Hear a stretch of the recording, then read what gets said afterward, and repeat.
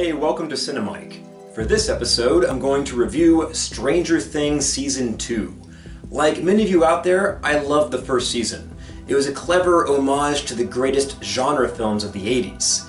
They fused Steven Spielberg, John Carpenter, Wes Craven, Stephen King, among a bunch of others into one entertaining package. It was scary, it was funny, it was dramatic, and it just touched on so many levels. I was super pumped to see this nostalgic show return in time for this Halloween, but it has a really tough act to follow. So did it manage to deliver a second time? Overall, yes, but I will say up front that I felt that Season 2 wasn't as good as Season 1. There was more of a sense of urgency that drove that first story, whereas this time, it's a slower build-up, partly because the narrative gets lost in unnecessary subplots. I'll cover more of this as I go along with the review, though. This season, the characters are faced with the reality that life can't totally return back to normal after suffering trauma, kind of like war veterans returning home. It starts with them trying to move on, but ignoring their scars doesn't make them go away. Will is still haunted by the time that he spent captive in the Upside Down, the dark parallel reality. Eleven is still haunted by the years she spent being abused as a lab experiment. Nancy is dealing with survivor guilt from Barb's death. Joyce spends most of her time in fear for Will's safety. Most of them, in one way or another, are struggling, and in the case for some, there are dangerous consequences. So that's a nice jumping off point. The same team is back, so it did feel like going to visit old friends, which was awesome. There's that familiarity and comfort there. The show has such a great cast in that everyone is unique, but they also fit so well together. Great chemistry. When we last saw Eleven, played by the talented Millie Bobby Brown, it appeared that she had sacrificed herself while using her telekinetic abilities to take down the Demogorgon.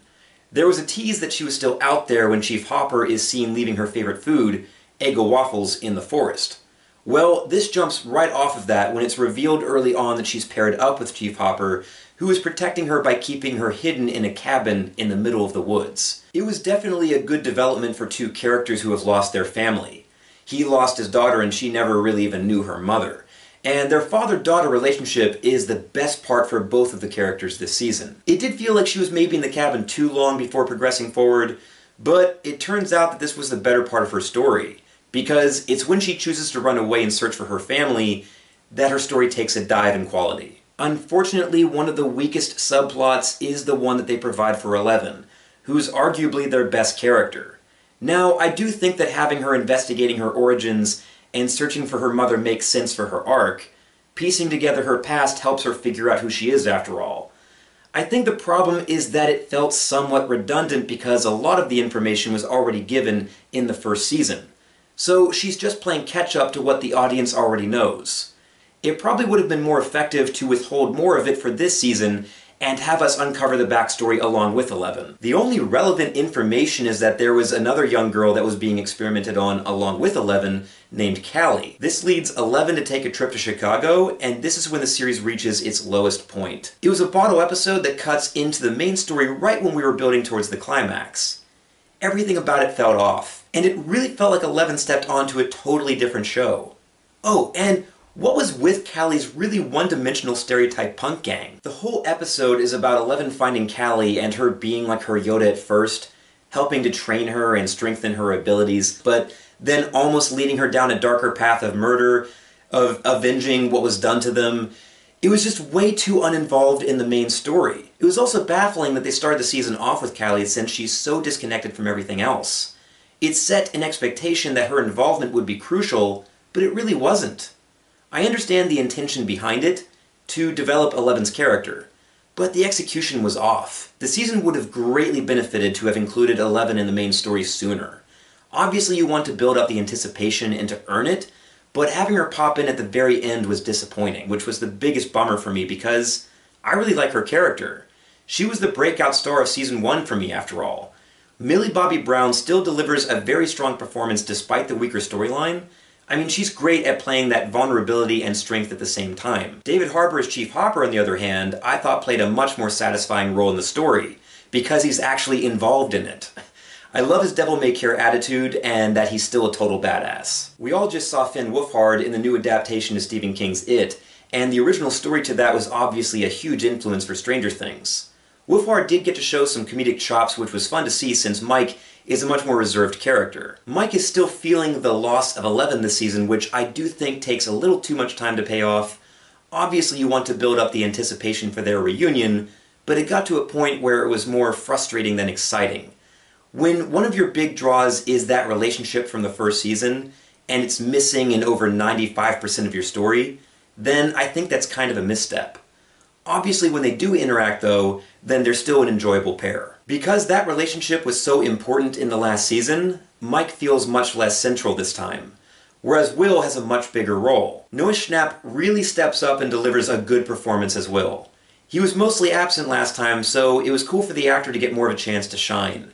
He makes it very easy to care for this vulnerable kid as he battles the Upside Down's influence over him. Will is haunted by visions that are initially thought to be PTSD flashbacks, but the presence of a giant shadowy monster begins to suggest something more insidious. Originally, going into this, I had a theory that they were going to slowly have him change into a Demogorgon.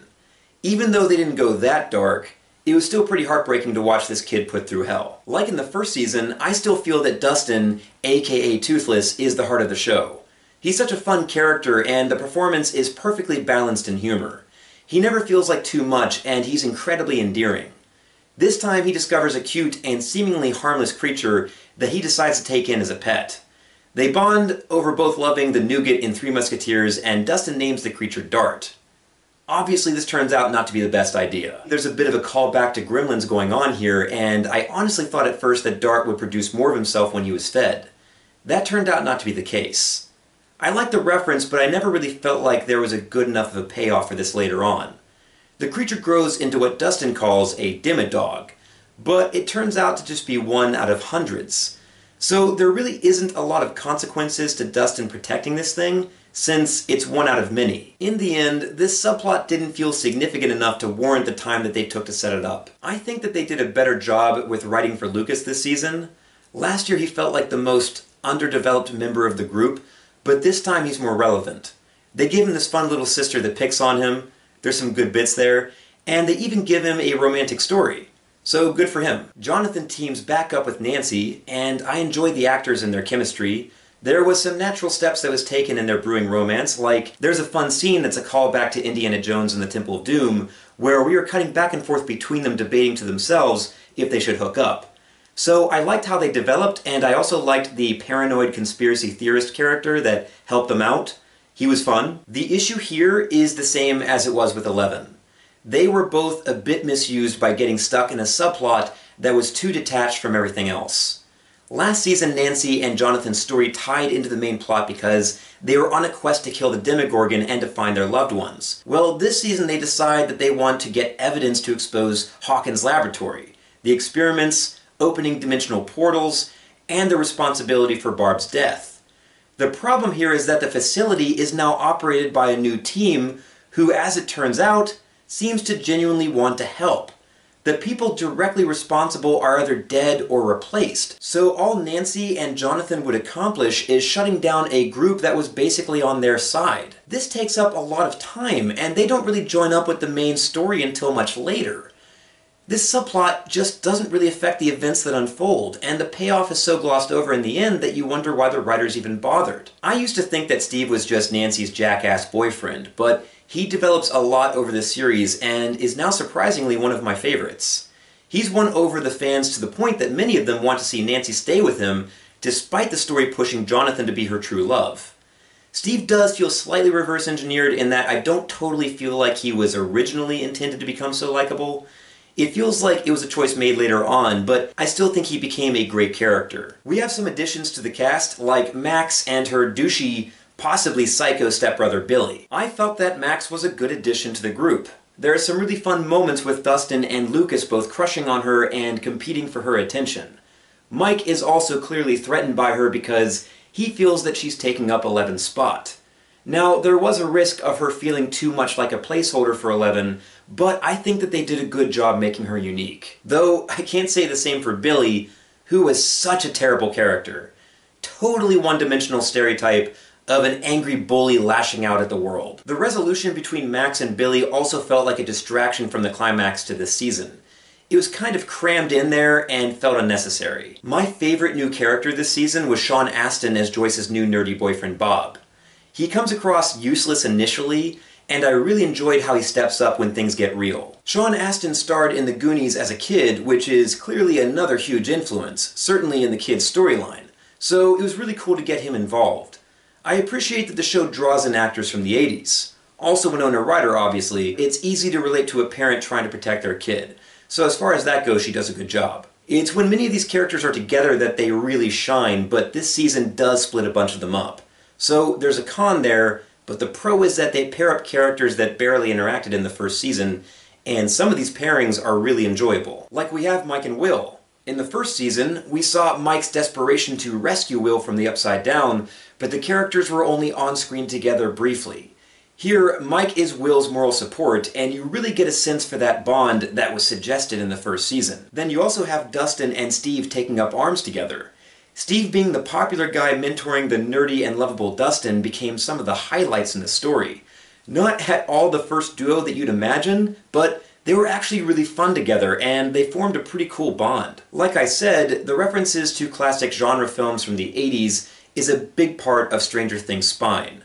Season 2 still captured some of the tone and atmosphere that made the first season such a great nostalgic trip. Obviously, there's a huge Ghostbusters section with the boys throwing on the proton packs for their Halloween costumes. Really fun sequence, by the way. There's also a sequence where military guys are wandering into the tunnels under Hawkins that reminded me a lot of the Marines going into the Xenomorph nest in Aliens. Also funny because Paul Reiser, who played Burke in that movie, stars as a scientist who's monitoring them, and you can see like a little radar blip with them, you know, the monsters approaching and enclosing around them. I really like the shot where the flashlights and all their rifles began to go out one by one as they were being attacked. Nice little Hitchcock way of building suspense. Sometimes it's what you don't see that's scarier. That was something they did a lot in the first season, and I think this season could have benefited a little bit more from that. There's a funny comment that Max makes when Lucas tells her the truth about everything that happened in the first season. She says it was a cool story, but derivative in places. That's great that the Duffer Brothers poked a little fun at themselves for having a lot of references to other things. Of course, we the fans ate up the references and loved that approach. This season, one of the little criticisms that you can make is that the show actually felt almost more derivative of itself. Many things about this season's narrative and arc very closely mirrors the first season, making it feel somewhat too familiar. Oh sure, the show is all about paying respect to familiar things, but the first season was also surprising in how it blended it all together with a fresh approach. This time felt more like it was catering to what the fans liked about the first season, rather than totally accomplishing being its own thing. That said, trying to be like the first season isn't really a huge problem because it was great. It's just one of those little reasons why I think the first season is better. Another problem this time is that they went with the whole bigger is better approach, which rarely turns out to be for the best. Rather than having our heroes face a single Demogorgon monster that's pulling its victims through rifts into a dark, terrifying dimension, now they're facing a giant shadow monster that's haunting Will, which the boys once again named from the D&D game as the Mind Flayer. It is a pretty undefined threat, and it lacks the same feeling of danger for me as the Demogorgon. There is something more scary about a creature lurking in the shadows than a giant CGI monster. Now don't get me wrong, the effects this season were pretty great for television. In fact, I'd say that they were at a movie quality level. The Mind Flayer also has an army of Demodogs to do its bidding. Why are they dogs this time and not Gorgons? That's unclear. There's a lot to the Upside Down world mythology that feels unexplained and confusing this season. Like if the Demogorgon planted an embryo in Will for that slug thing that grew into a single Demodog, then where did the hundreds of others come from? My best guess for this is that Will only coughed up the one slug because the process of planting more into him was interrupted when that gross tube was pulled out of his throat by Chief Hopper. The rest? Well, I think that they may have come from Barb. There was a slug crawling on her dead body, so it's possible that when the process is uninterrupted that hundreds of these things build up in the host until they crawl their way out, possibly killing the host in the process. This is never made totally clear though. Was the Mind Flayer controlling the Demogorgon in the first season? Was the plan to use it to collect hosts to produce the Demodog army? These are just a few of the many elements that are glossed over. Will they connect and explain everything in a future season? Maybe. But here it's a bit confusing. I was also disappointed because the Duffer Brothers teased that they were going to give some answers. like the Demogorgon's origin, but they didn't really provide very much at all. If anything, they just piled on even more questions. The Upside Down last season was so mysterious and filled with possibilities, so of course you don't want to over-explain it. However, for the sake of building up the mythology, they did need to put more effort into making sense of certain elements. We also never really end up going back to explore the Upside Down aside from a flashback with Eleven escaping from it and Will having visions of it. It felt like a missed opportunity to expand on it. Speaking of which, I did think that Eleven escaping the Upside Down was a little too easily resolved. Now in the end, I still love these characters and the world of the show. That's really the show's safety net, is that they've done such a great job making me invested with everything that I'd watch the show even if there was an entire episode with these characters sitting around playing Dungeons and Dragons. Ultimately, despite my criticisms, that's truly an indicator of a great show. I had a lot of fun, and I'm totally excited for Season 3. Next time, I just think that they need to work on making all the plots feel more relevant. Also finding a balance of giving the fans what they want, but finding a fresh approach, and building the mythology a bit more with the Upside Down universe. But hey man, I have faith. Now looking at my rating, I probably would have given the first season a 9.5. With Season 2, I'm going to give it an 8. And that was my review for Stranger Things Season 2. So if you enjoyed this video, then please click upvote. And feel free to leave a comment below. Tell me if you agree or disagree. And I also welcome you to follow my channel. You can also follow me on Cinemike Nerd. So anyways, until next time, this is Mike, signing off.